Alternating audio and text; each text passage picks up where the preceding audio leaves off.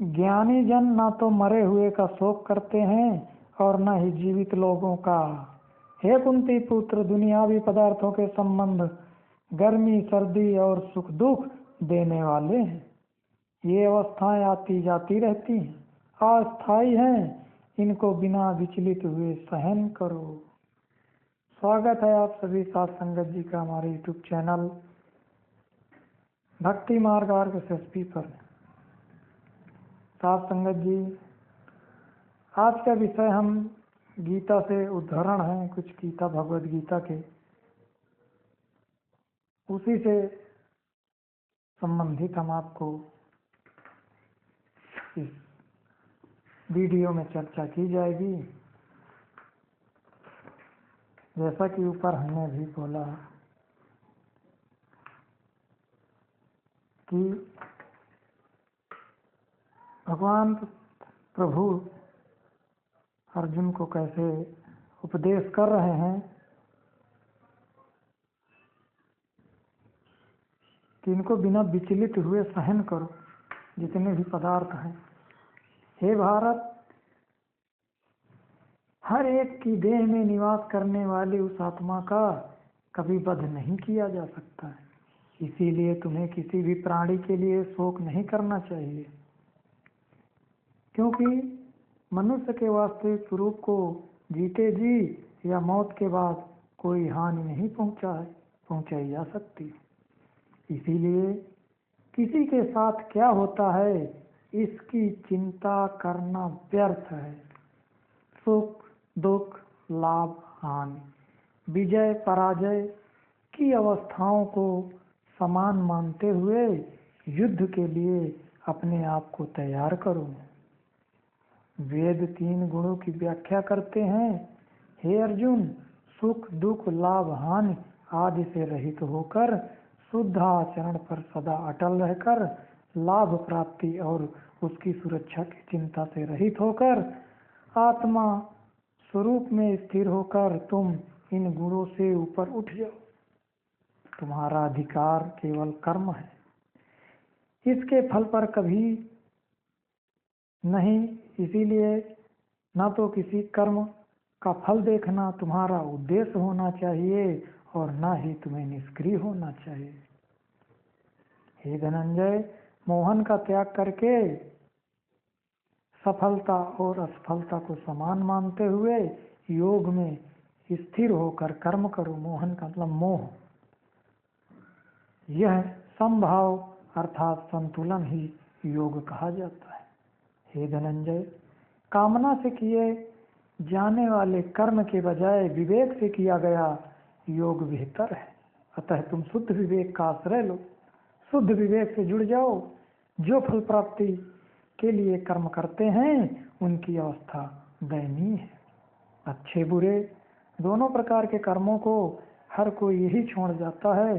अतः योग से जुड़े रहो, कर्मों में कुशलता ही योग है। जो समबुद्धि वाले ज्ञानी जन होते हैं वे कर्म फल का त्याग करके जन्म के बंधनों से मुक्त होकर परम आनंद की अवस्था को प्राप्त करते हैं। भांति भांति के वचनों को सुनने से विचलित हुई बुद्धि जब समाधि की अवस्था में अचल और स्थिर हो जाएगी तब तू योग को प्राप्त हो जाएगा, अर्थात तेरा परमात्मा में हमेशा के लिए संयोग हो जाएगा। हे पार्थ, जब इंसान मन की सभी इच्छाओं को त्याग देता है और परमात्मा में अखंड रूप से लीन हो जाता है तब वह स्थिर चित्त वाला कहलाता है। जिसका मन दुख में चिंता से मुक्त रहता है, सुख में निर्लिप्त रहता है, जो मोह भय तथा क्रोध आदि विकारों से मुक्त रहता है, उसे स्थिर चित्त वाला महात्मा कहते हैं। जो हर हर तरह से मोह रहित है, शुभ तथा अशुभ वस्तु प्राप्त होने से न प्रसन्न होता है न दुखी होता है, वह स्थिर चित्त वाला है। इस उपदेश का यह अर्थ नहीं कि हम संसार के प्रति निराश और उदासीन हो जाएं। यह इससे बहुत ऊंची अवस्था है। इसका अभिप्राय है कि जीव सांसारिक वस्तुओं या घटनाओं के प्रति निर्लेप है। जिज्ञासु का ऐसा दृष्टिकोण इसलिए हो जाता है क्योंकि उसका प्रेम उस पर केंद्रित है जो नश्वर वस्तुओं से परे है। मनुष्य भोग की वस्तुओं का ध्यान करता है और उनसे मोह उत्पन्न हो जाता है। मोह से उन वस्तुओं की कामना जागृत होती है, कामना से क्रोध आता है, क्रोध से अहंकार की उत्पत्ति होती है, अहम का अंधकार से स्मृति शक्ति भ्रमित हो जाती है, स्मृति शक्ति के भ्रमित होने से बुद्धि का नाश और बुद्धि के नाश से जीव का विनाश अर्थात पतन हो जाता है। यहाँ पतन के मार्ग का अद्भुत विश्लेषण क्रमवार किया गया है। परंतु अपने आप को अनुशासन में रखने वाला, इंद्रियों के आकर्षण और संघर्ष से मुक्त होकर संसार रूपी खेल तमाशे को दर्शक के रूप में देखते हुए परमात्मा की देखरेख में परम शांति प्राप्त करता है। यह सच्चे योगी का मार्ग है। यह मार्ग की तुलना पतन की ओर ले जाने वाले भोग विलास के मार्ग के साथ बहुत सुंदर ढंग से की गई है। उस परम शांति में उसकी समस्त पीड़ा समाप्त हो जाती है, उसका मन शांत हो जाता है और उसकी बुद्धि स्थिर हो जाती है। जिस प्रकार वायु जल में तैर रही किश्ती को बहा कर ले जाती है, उसी प्रकार विषयों में विचरती हुई इंद्रियों में से मन जिस इंद्रिय के साथ रहता है वही इंद्रिय मनुष्य की बुद्धि हर लेती है। जिस प्रकार जल प्रवाह से भर जाने के बावजूद भी समुद्र अचल रहता है, उसी प्रकार स्थिर चित्त वाला पुरुष सब इच्छाओं के बावजूद शांत रहता है। यह इसलिए अचल रहता है क्योंकि इसमें अपार जल है। इसी तरह यदि मनुष्य शब्द धुन से ओतप्रोत है तो उसे कोई विचलित नहीं कर सकता। हे पार्थ, यह ब्रह्मा को प्राप्त पुरुष की अवस्था है जिसे प्राप्त करके कोई भ्रमित नहीं कर सकता, अर्थात समस्त ज्ञान स्पष्ट हो जाता है। मृत्यु के समय जो साधक ऐसी अवस्था प्राप्त कर लेता है वह निर्माण की ब्रह्मानंद की अवस्था को प्राप्त करता है। यह केवल उन्हीं के लिए सत्य है जिन्होंने सतगुरु की सहायता से पहले निचले तक तथा बाद में ऊपर के मंडलों पर विजय प्राप्त कर ली है। इस जगत में दो तरह के मार्ग हैं, एक ज्ञान योग का, दूसरा कर्म योग का। यहाँ एक बार फिर पंडितों के ज्ञान मार्ग तथा धर्म मार्ग की ओर ध्यान जाता है, जिस पर पूर्व तथा पश्चिम की अनेक विचारधाराओं ने लगातार बल दिया है। यह नेक करनी का मार्ग है, परंतु यहाँ तीसरे मार्ग को छोड़ दिया गया है जिसका उपदेश विशेष रूप से सद्गुरुओं ने दिया है। यह उस सर्वोच्च मार्ग सूरत शब्द मार्ग की ओर ध्यान देने में असफल रहा है, परंतु गीता में एक अन्य स्थान पर भक्ति मार्ग का वर्णन है। यह श्रद्धा और आस्था का मार्ग है जो सुख दुख में एक समान है, आत्मनिर्भर है, जिसके लिए मिट्टी का ढेला, चट्टान तथा सोना एक समान है, जिसके लिए अपने हाथ तथा पराये सभी एक जैसे हैं, जो दृढ़ चित्त वाला है, जिसके लिए निंदा स्तुति मान अपमान मित्र अथवा शत्रु एक समान है, उसने गुणों को पार कर लिया है, अर्थात वह गुणातीत है। जो किसी तरह की अशांति उत्पन्न नहीं करता, जिसे कोई अशांत नहीं कर सकता, जो हर्ष क्षणिक सुख से उत्पन्न उल्लास से, क्रोध भय और चिंता से मुक्त है, वह मुझे प्रिय है।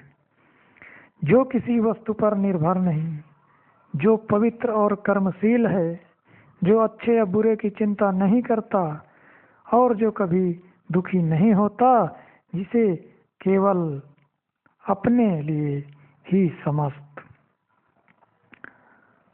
प्रयत्न छोड़ दिए हैं, ऐसा मेरा प्रिय भक्त है। मनुष्य कर्म से अलग रहकर मुक्ति प्राप्त कर नहीं सकता, ना ही सब कुछ त्याग कर वह पूर्णता प्राप्त कर सकता है, ना ही कोई क्षण भर के लिए पूरी तरह कर्म रहित हो सकता है, क्योंकि हर कोई जो प्रकृति जिसका अर्थ है जड़ पदार्थ, जिससे सारी सृष्टि की रचना हुई है, से उत्पन्न हुआ है, गुणों द्वारा विवश हुआ कर्म करने को बाध्य होता है।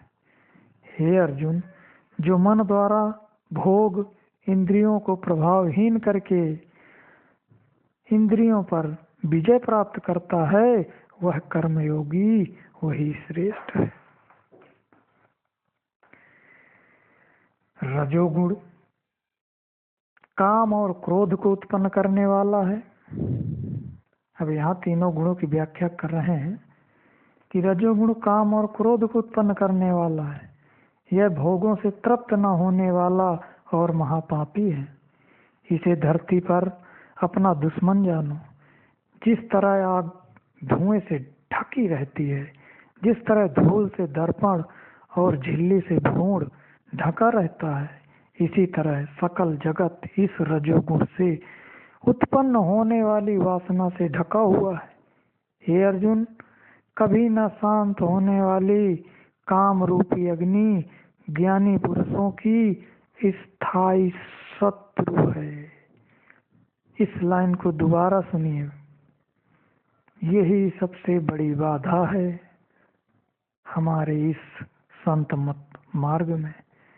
कभी ना शांत होने वाली काम रूपी काम वासना, काम रूपी अग्नि ज्ञानी पुरुषों की स्थायी शत्रु है, भजन सुमरन करने वालों की घोर शत्रु है। ये आप जान लीजिए। इसी ने मनुष्य के ज्ञान को ढका हुआ है।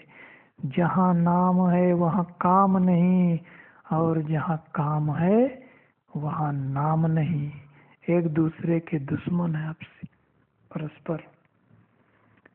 तो हे महाबली, इस प्रकार तुम अपने आत्मा को बुद्धि से ऊपर जानकर बुद्धि द्वारा मन को वश में करके उस काम रूप शत्रु को मारकर विजय प्राप्त करो, जिसको जीत पाना कठिन है।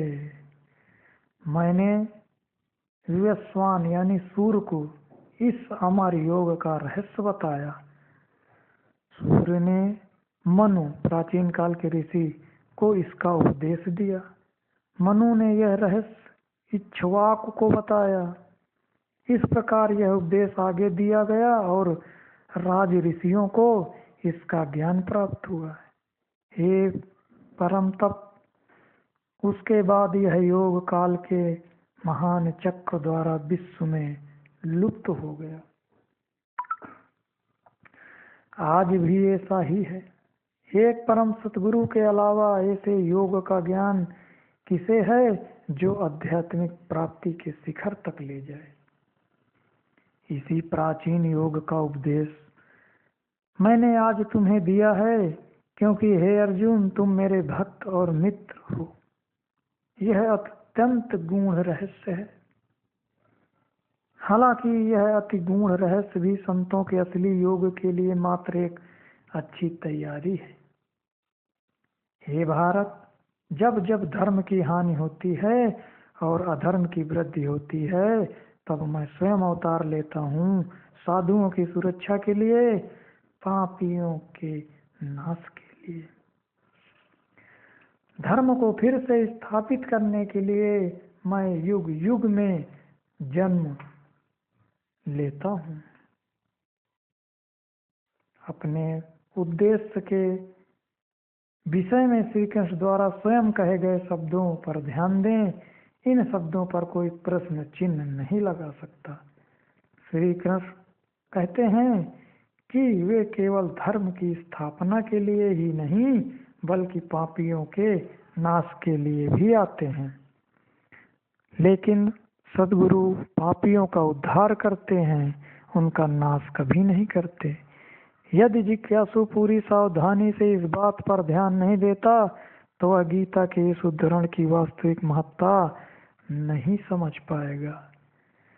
श्री कृष्ण युग युग में धर्म की स्थापना और पापियों के नाश के लिए आते हैं, परंतु संत सद्गुरु नाश करने नहीं, बल्कि पापियों को बचाने आते हैं। हजरत ईसा ने कहा था, क्योंकि मनुष्य का पुत्र लोगों को नाश करने नहीं बल्कि बचाने के लिए आया है।